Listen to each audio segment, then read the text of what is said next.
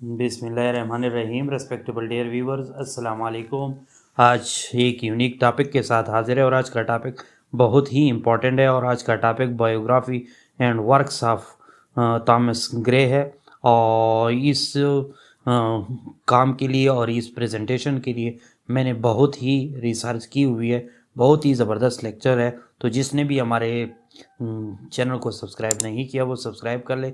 जो सब्सक्राइबर है वो बेल आइकन को लाजमी दबाए ताकि हर नई वीडियो की नोटिफिकेशन सबसे पहले आपको मिल सके। और जो सब्सक्राइबर है वो वीडियो को ज़्यादा से ज़्यादा लाइक और शेयर किया करे ताकि बहुत सारे लोग उससे मुस्तफ़ीद हो सके।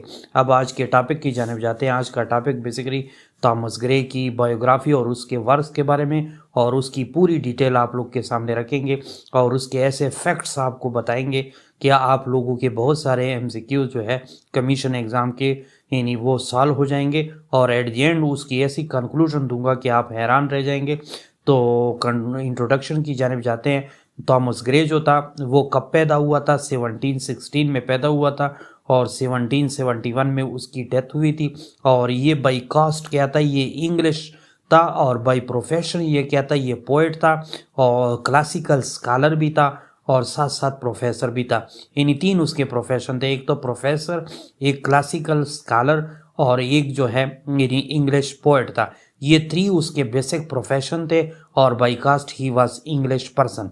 और थॉमस ग्रे जो था उसकी सबसे बेहतरीन वर्क जो थी वो एलेजी थी, यानी किसी की सीरियस नोट पे लिखी गई जो पोम होती है वो एलेजी होती है। और ख़ास तौर पर स्पेशली डेथ पे तो elegy written in the country church yard, ये उसका टाइटल है। ये बहुत ज़बरदस्त पोम उसने वेल नोन और बेस्ट नोन पोम जो थी वो उसने लिखी थी, which remains one of the most beloved and frequently quoted poems in the English language। यानी इसमें से ज़्यादा तौर पे इंग्लिश लैंग्वेज में बहुत ज़्यादा कोटेशन इस्तेमाल होती है और बहुत ज़्यादा लोग उसको कोट करते हैं, तो ये बहुत ही इम्पॉर्टेंट है।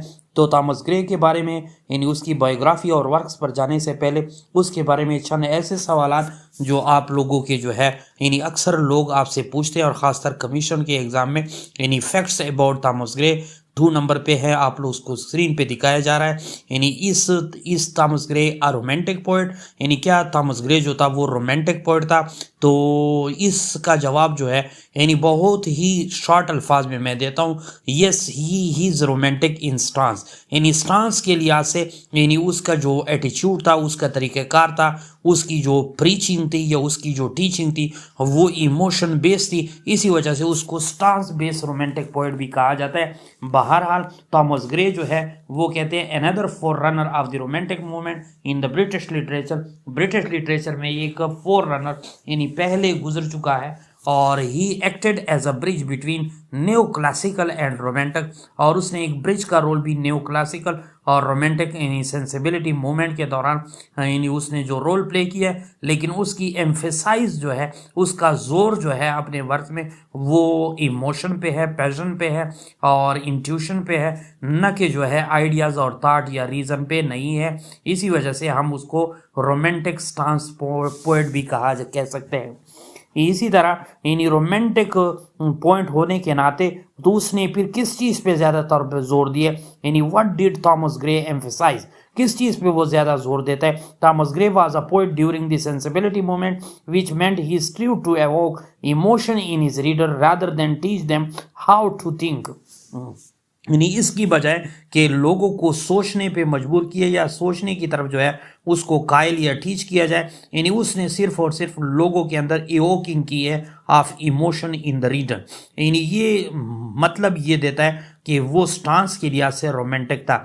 और उसका फिर मेन मैसेज क्या था जो उसने ये उसकी सबसे वेल नोन यानी जो पोम है ये एलिजी है, what is the main message of an elegy written in the country church yard, यानी क्या है उसके अंदर बेसिक जो लेसन वो देता है। वो लेसन मैं शॉर्ट अल्फाज में वो देता हूँ कि लाइफ जो है वो ट्रांजिएंट है और डेथ जो है ये इनएविटेबल है। यानी डेथ जो है वो लाजमी चीज़ है और लाइफ जो है एक ट्रांजिएंट या आर्जी या टेम्पररी चीज़ है। यानी कैसे? यानी death the overreaching is the main theme in the elegy written in the country church yard. यानी डेथ जो है इसमें सबसे बड़ा थीम है और is the inevitable fate of humanity.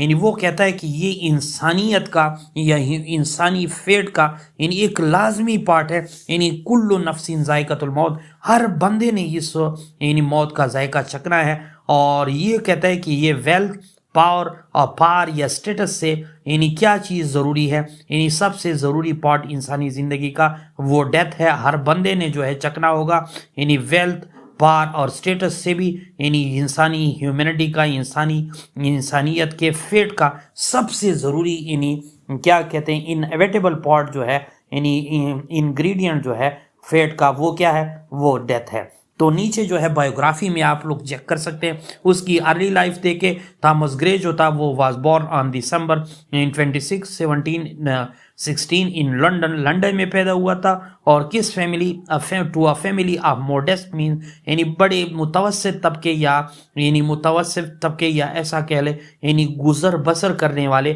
खानदान में पैदा हुआ था। He was the only surviving child of the Philip Gray Scrivener and his wife Dorothy after his father's death when he was just a child.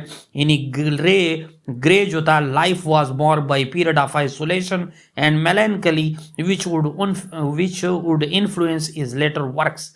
यानी ये आप लोग देख रहे हैं कि उसकी जो इब्तदाई ज़िंदगी थी वो लंदन में तो पैदा हुआ था, लेकिन उसकी हैंड टू माउथ जो लाइफ थी या मोडेस्ट मीन्स ऑफ लाइफ जो थे, यानी वो एक वाहिद lonely child of the Philip Gray था। और उसकी माँ का नाम डोरोथी था और फिलिप ग्रे जो था उसके फादर का नाम था। उसका फादर उसके चाइल्डहुड में जो है उसकी डेथ हो जाती है। और grey life was mark bye period, और इसी वजह से उसकी ज़िंदगी में आइसोलेशन यानी अलग थलग और मेलनकली अफसुर्दगी which would influence his later work, और जिससे उसने काफ़ी वर्क जो है बाद में इन्फ्लुएंस भी होता है, यानी उसका इम्पैक्ट उसके आने वाले वर्क्स पर होता है। उसकी एजुकेशन फिर कैसे हुई? Gray was educated at the Eton College where he showed early sign of academic brilliance, यानी वो एकेडमिक लिहाज से ब्रिलियंस था। He went on to study at Pembroke College, Cambridge, where he became deeply interested in the classical literature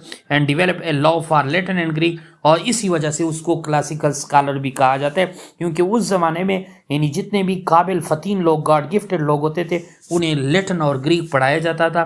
तो इसी वजह से यानी वो क्या था, उसकी जो डीपली इंटरेस्ट थी इन क्लासिकल लिटरेचर, तो इसी वजह से वो क्लासिकल स्कॉलर भी कहलाता है। इस academic achievement earned him the position of professor of modern history at Cambridge। और कैम्ब्रिज की यूनिवर्सिटी पे वो क्या हुआ था, यानी मॉडर्न हिस्ट्री का प्रोफेसर भी बना था।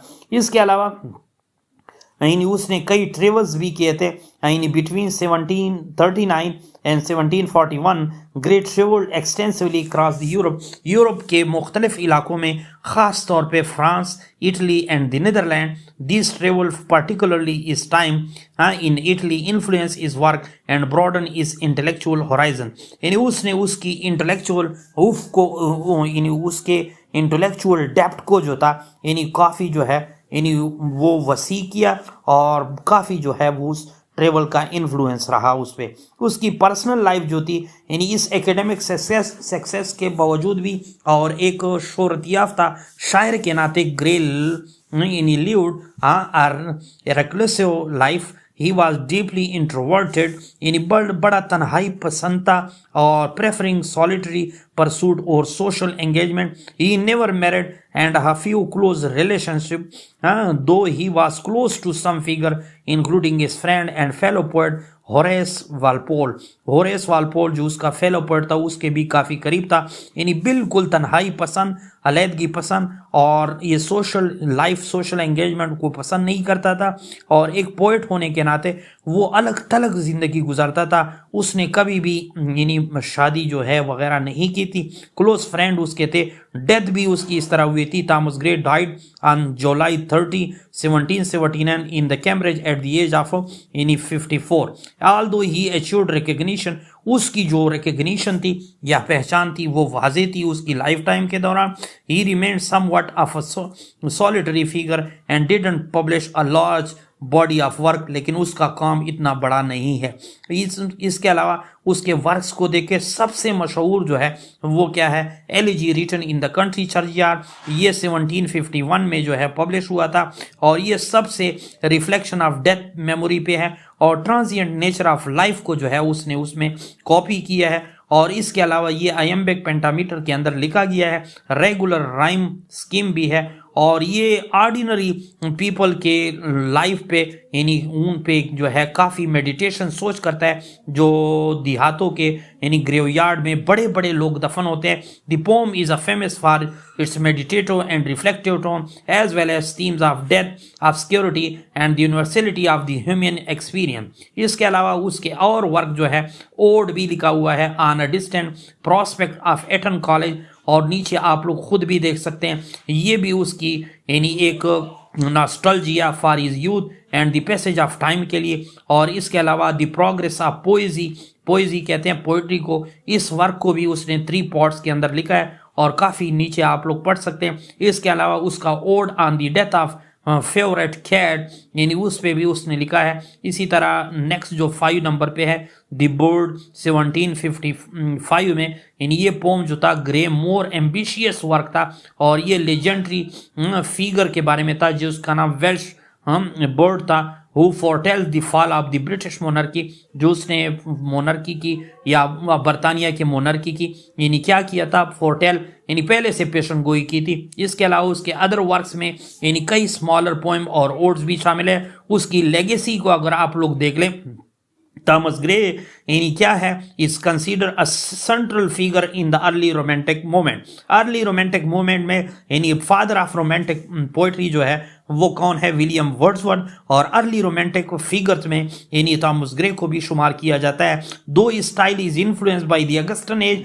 अगरचे उसका यानी स्टाइल जो है अगस्टन या क्लासिकल वाले लोगों के साथ with its emphasis on the classical learning and strength, His work is known for the melancholy tone, लेकिन melancholic tone की वजह से, intellectual depth की वजह से, and careful and almost scholarly attention to form and meter, यानी इसकी वजह से वो फिर क्लासिकल था लेकिन melancholic tone की वजह से और उसकी वजह से ये romantic stance भी रखता है। Elegy written in the country churchyard has remained his most famous and enduring work, praised for his poignant reflection on the lives of the common people and the inevitability of death, यानी death की लाजमी होना, ये इस पे जो है इसने इसको लिखा है। इसके अलावा कंक्लूजन में भी आप लोग देख सकते हैं कि though he was not as prolific as some of his contemporaries, यानी उसी तरह वो बड़ा नहीं था लेकिन ग्रे का जो इन्फ्लुएंस था on the English poetry was significant and his poem continued to be studied for their emotional depth,